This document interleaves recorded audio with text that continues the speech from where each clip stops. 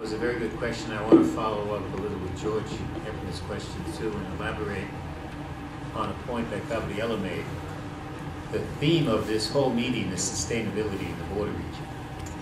And water, how do you provide a sustainable water supply is a common thread that's run through all of the border institutes.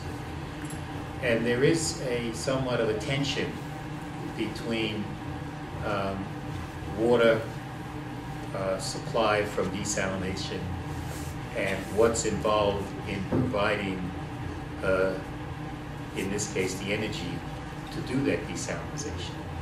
So Paul Gantz and I actually visited that plant in La Paz in January, and it's highly energy intensive, but it serves a need of the hotels, which can afford to pay for it. But there's a contradiction because, or tension, because the energy needed in general to supply water from the sea tends to be sources that require large thermal plants because the process is a reverse osmosis, it requires energy, and it's associated with power plants. So in California, for example, in San Diego, a very large plant, 50 million gallons a day, is associated with a major power plant. In Ensenada, it's talk associated with the liquid natural gas plant because of the heat that is needed to liquefy the gas from liquid to a vapor form. That means that the source of energy for the water from sea tends to be non-sustainable or non-renewable anyway.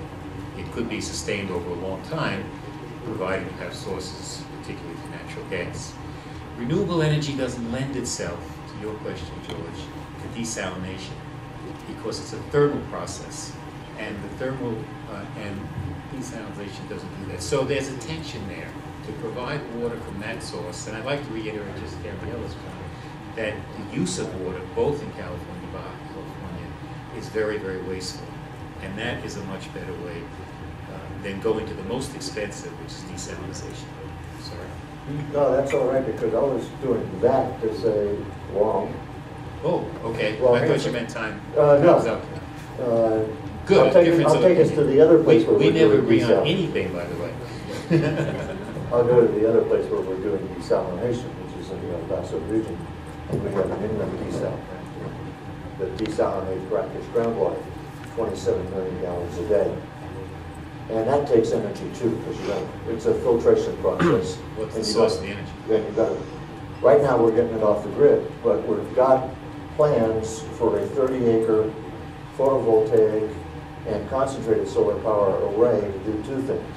One, use the concentrated solar power to heat the water so it's easier to push it through the filter. And second, use PV to do the rest of the pushing. So there is a nexus there between renewables and inland desal. Now, inland desal is a different equation because it's not as hard to do as the seawater desal. On the other hand, we've got disposal problems you don't even have to worry about.